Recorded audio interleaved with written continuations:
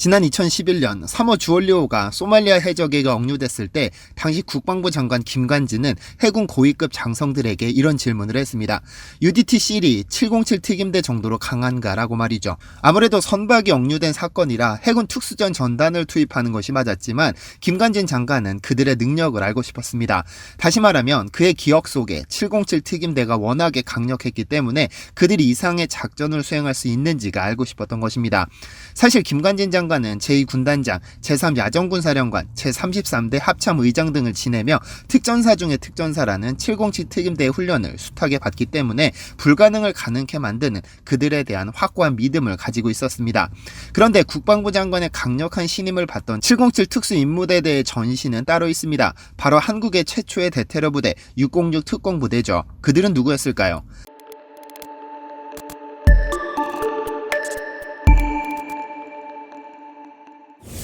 안녕하세요, 디스멘토리입니다. 우리에게 약속된 땅은 고립무원의 땅이며 하늘과 땅 그리고 바다가 우리의 친구이자 전우입니다. 국가가 우리에게 임무를 줄 때 그때는 우리가 입고 있는 군복이 수위임을 알고 조국과 민족에 대한 뜨거운 사랑을 충용으로 승화시킬 수 있는 707 특수임무부대원이 된다. 존재는 알려졌지만 아무도 그들의 규모를 알 수 없으며 대원의 신상은 전부 2급 비밀로 취급하며 언론에 노출될 때는 반드시 복면을 착용해야 하는 특수부대 707 특임대의 내무실에 걸린 글귀의 첫머리입니다. 전 세계에는 수많은 특수부대가 존재합니다. 가장 많은 특수부대를 보유한 국가는 미국입니다. 헐리우드 영화에 수없이 등장하면서 그 존재가 잘 알려졌지만 실제로 미국의 특수부대 규모는 대단합니다. 1년 국방비로 760조 원을 투입하는 미국은 2위부터 8위까지의 모든 국방비 지출을 더한 것보다 많은 국방비를 지출하는데요. 이렇게 많은 국방비 중 상당한 규모가 오직 특수전 사령부를 운용하기 위해 사용된다고 하죠. 이 특수전 사령부는 육해공은 물론 해병대까지 아우르는 거대 조직으로 예하에 상당히 많은 부대를 보유하고 있습니다. 대표적으로 네이비 실로 불리는 해군 특수전 전단은 지난 2011년 5월 오사마 빈라덴을 제거하면서 잘 알려졌는데요. 1962년 창설된 이 부대는 해군 소속임에도 지상작전 및 공중작전까지 전천후로 투입됩니다. 월남전 당시 베트남 하천에서 비정규 작전을 수행하며 존재가 알려졌고 1991년 이라크의 쿠웨이트 침공으로 발발한 걸프전에서도 엄청난 활약을 펼친 것으로 유명합니다. 총 3,000명을 10개 팀으로 나눠서 운용하는데 이 부대에서 가장 잘 알려진 건 저격수, 스나이퍼입니다. 헐리우드의 대표적인 저격수 영화 아메리칸 스나이퍼의 주인공 크리스 카일이 네이비실 소속이었죠. 또 하나 대표적인 부대가 있습니다. 바로 델타포스로 불리는 특전사인데요. 한때 세상을 공포에 몰아넣었던 IS의 지도자 알 바그다디 제거작전에 투입된 것으로 잘 알려졌습니다. 시리아에서 미군을 철수시키겠다는 트럼프 전 대통령의 발표가 있은 직후 제거작전을 계획하고 실행했죠. 헬기 8대에 나눠 타고 시리아로 날아간 델타포스 대원들은 골칫덩어리 알 바그다디를 말끔하게 제거하며 역시 델타포스라는 명성을 이어갔습니다. 델타포스는 미군뿐 아니라 전 세계 모든 특수부대 중에서 가장 고도의 훈련을 받는 특수부대입니다. 신입 부대원들은 신체적으로도 심리적으로도 완벽히 태어나기 위해 6개월간의 특수전 훈련을 거친 후에 죽음을 각오하는 작전에 투입되죠. 그런데 델타포스 출신의 마이크 페넌이라는 전술사격 교관은 자신이 델타포스 시절 함께 훈련했던 다른 나라의 특수부대원에 대해 평가를 내린 적이 있습니다. 자신이 이제까지 경험한 홍콩 BO대, 영국 SAS, 호주 SASR, 폴란드 JW 그럼, 덴마크, 러시아 및 이스라엘 등 모든 특수부대보다 한국의 707 특임대가 월등히 뛰어났다고 평가했죠.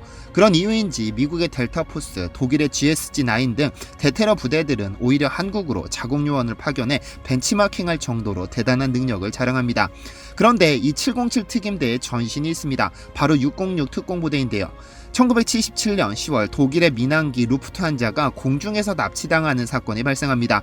비행기에 탄 4명의 범인은 비행기를 공중에서 납치, 소말리아의 모가디슈에 장제로 착륙시키고는 감옥에 갇힌 자신들의 동료를 석방하라고 요구했죠. 그러나 이들의 꿈은 오래가지 못했습니다. 독일의 대테러 특수부대인 GSG-9 요원들이 투입된 지 5분 만에 상황이 종료됐죠.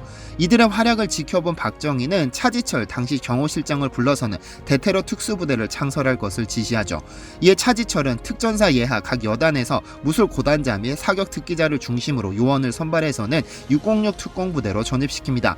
그렇게 1978년 제1기 606 특공부대가 그리고 1년 뒤 제2기 606 특공부대가 창설됩니다. 각 특공대에는 44명의 부사관과 장교 4명으로 구성했습니다. 자타가 공인하는 한국 최고의 특전사들로 이루어진 만큼 이 특공대에 소속된 요원들의 자부심은 대단했습니다. 현재 경찰특공대가 입는 검정색 전투복과 검정색 베레모의 기원이 바로 606 특공부대였죠. 이들은 기존의 특전사 공수부대원보다 훨씬 강력한 훈련을 받았습니다. 무술훈련, 사격훈련, 낙하훈련, 항공기 침투훈련을 주로 했는데 훈련 한 번에 골절 환자가 한 명씩 발생할 정도로 강도 높은 훈련을 받았죠. 부대원을 모집할 당시 이미 무술 고단자들로 추렸음에도 매일 몇 시간씩 무술훈련을 받아 살아 숨쉬는 인간 병기로 태어나기 시작했습니다. 이들이 익힌 무술이 실전무술, 즉 살상무술로 불리는 특공무술이었습니다. 그러나 이들이 독일 항공기 납치 사건을 계기로 만들어진 만큼 훈련은 주로 항공기 납치 상황을 가정하고 이뤄졌습니다. 가장 중요한 훈련이었죠. 대한항공이 제공한 낡은 항공기를 이용해 매일 밤 침투훈련을 했죠. 또한 특수부대인 만큼 체력 강화훈련도 게을리하지 않았습니다. 이틀에 한 번씩은 30kg의 군장을 메고 10km씩 구보를 했다고 하죠. 하지만 인간병기로 키워지던 이들은 창설 후 1년 만에 12.6 사건을 겪게 됩니다. 김재규의 총에 맞은 박정희와 차지철이 사망하죠. 그리고 12.12 군사반란으로 정권을 잡은 전두환은 이 부대의 성격을 바꿔 자신의 개인 경호를 바꿔버렸죠. 인간병기들이 졸지에 전두환의 개인 경호부대로 바뀐 겁니다.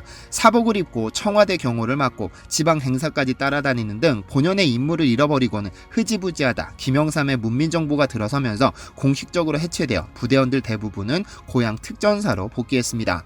어쨌든 1979년 군사반란으로 정권을 잡은 전두환은 자신을 보호할 친위 경호부대를 창설할 것을 명령했는데 그때 이미 한국에는 최고 수준의 606 특공부대가 있었죠. 그런데 606 부대가 대통령 경호에 차출되니 대테러 임무를 담당할 부대가 없어집니다. 그래서 606 특공부대를 27부대로 개창한 후 1982년 특수임무부대를 창설합니다. 그 부대가 바로 707 특임대죠. 하지만 이 특임대 창설의 속사정도 정치권과 무관하지 않습니다. 군사반란 당시 전두환과 하나회의 신군부 창설에 반대하던 정병주 특전사령관은 하나회 소속이던 제3공수특전여단장 최세창 준장이 이끌고 온 제15대대에게 제압당하고 맙니다. 전형적인 하극상이었죠. 그런데 특전사령관이 근무하는 당시 특전사령부 본부는 반란군이 속한 제3공수특전여단의 영내에 있었는데 사령부 본부에는 무장병력이 없었고 특전사령관을 지킬 수 있는 유일한 인물은 비서실장 김호랑 소령뿐이었습니다. 그는 권총 한 자루로 최세창에 맞섰으나 대대를 이끌고 온 그의 상대가 될 리 만무했죠. 결국 정병주는 총상을 입은 채 신군부에게 사로잡히고 말죠. 이후 특전사령관에 임명된 박희도는 자체 병력이 없는 무방비 상태의 사령관은 앞으로도 언제든 하극상으로 쉽게 제압당할 수 있다는 것을 깨닫고는 특전사 내에서 특출난 능력을 갖춘 이들을 뽑아 특전사령관 친위대, 즉 707 특임대를 창설한 겁니다. 707 특임대 본래 임무는 특전사령관을 보호하는 사령관 친위대였으나 이후 국내 상황이 안정되면서 사령관 보호 임무는 차차 사라지고 86 아시안게임과 88 올림픽을 대비하면서 자연스럽게 대테러 임무 쪽으로 발전하죠. 원래 707 특임대는 존재 자체가 2급 비밀일 정도로 극비에 붙이는 것으로 알려져 있는데요. 언론 공개나 지휘관의 방문 시에도 부대원의 얼굴은 항상 복면을 착용할 정도로 신분 보장이 확실합니다. 이들은 기본적으로 대테러 작전을 수행하지만 전시에는 엑스파일이라고 내부적으로 불리는 비밀 작전을 수행합니다. 알려진 바에 따르면 이들은 특전사 속의 특전대라고 불리는 만큼 전쟁이 발발하면 평양 일대에서 작전을 펼치게 되죠. 그런데 707 특임대는 1980년대 응징보복의 임무를 맡기도 했었는데요. 1983년 전두환은 서남아시아 및 대양주 6개국 순방을 시작했는데 미얀마는 그 첫 번째 방문지였습니다. 이날 정부 관료 및 취재진 등은 아웅산 묘소에서 전두환이 도착하기를 기다리고 있었는데 갑자기 폭탄이 터지면서 참변을 당했죠. 대통령 도착 전 포탄이 터지는 바람에 북한의 계획은 무산됐지만 실로 엄청난 인명피해가 발생했습니다. 그리고 이 사건의 소행은 북한의 특수부대라는 것이 알려졌는데 당시 군 내부에서는 휴전선 접경에 위치한 북한의 중요 시설을 응징하거나 벌초 계획이 세워지기도 했었습니다. 패러글라이딩을 이용해 특수부대를 평양으로 파견해 주석궁을 폭파한 후 김일성을 제거하는 작전이었죠. 그러나 전두환은 북한과 똑같은 짓을 할 수는 없다며 부정적인 입장을 표명해 폐기됐었죠. 이러한 임무에 특화된 부대가 707 특임대였습니다. 김관진 전 국방부 장관이 특별한 신임을 받았던 707 특임대의 훈련은 악명 높기로 유명합니다. 대테러에 특화된 훈련과 적 핵심부에 대한 정교한 직접 타격에 초점을 맞추기 때문에 단기적인 순발력과 정확도가 상당히 중요합니다. 그래서 과거에는 체력과 무술 등 능력 위주로 뽑았다면 이제는 전반적으로 교육 성적이 높고 두뇌가 우수한 인원을 뽑는 추세입니다. 그들이 하는 훈련 중 잘 알려진 훈련이 있습니다. 칠흑같이 어두운 방에서 방탄조끼를 입은 상관 옆으로 풍선을 하나 매답니다. 그리고 한치 앞도 볼 수 없는 어두운 방에서 그 풍선을 권총으로 쏘는 고도의 집중력 훈련을 수없이 실시합니다. 단 1mm의 조준이라도 빗나가면 상관이 그대로 목숨을 잃을 수도 있는 극도로 위험한 훈련이지만 집중력을 키우기 위해 거쳐야 하는 관문이죠. 대테러 임무의 특성상 707 특임대는 지상으로의 침투, 해상으로의 침투, 고공으로의 침투, 즉 육해공 모든 공간을 완벽히 지배할 수 있습니다. 공공 침투 시 낙하산을 이용해 약 50km 이상을 날아갈 수 있고 해상 수중 침투를 위해 UDT와는 다른 전문적인 별도의 훈련을 받죠. 뿐만 아니라 사격은 물론 1대1 격투 능력, 칼솜씨 등 말 그대로 적을 제압하는 모든 기술을 완벽히 터득해야 비로소 완벽한 요원으로 거듭날 수 있습니다. 이렇게 완벽한 요원으로 거듭나게 되면 검은 베레모를 쓰고 수송기와 특수작전용 헬기를 타고 적 후방에 침투해 군사시설을 파괴하고 주요 요인을 납치하거나 제거하는 임무를 수행하게 됩니다. 특임대의 전투력은 한국뿐 아니라 세계적으로도 손에 꼽힙니다. 그 힘은 그들이 10년 이상 한솥밥을 먹으면서 다져온 탄탄한 팀워크에서 나오죠. 그래서 미국의 델타포스, 독일 연방경찰 GSG-9, 영국의 SAS 등과 매년 한두 차례씩 실전훈련을 하며 요원을 파견해 벤치마킹할 정도로 세계적으로 능력을 인정받는 특수부대입니다. 일반 부대와는 달리 교육 훈련 과정에서 큰 소리가 나거나 얼차려 또는 선배에 의한 괴롭힘 등은 존재하지 않으며 집중적인 반복 훈련과 베테랑들의 1대1 교육 덕분에 웬만한 사회 특수교육기관을 능가합니다.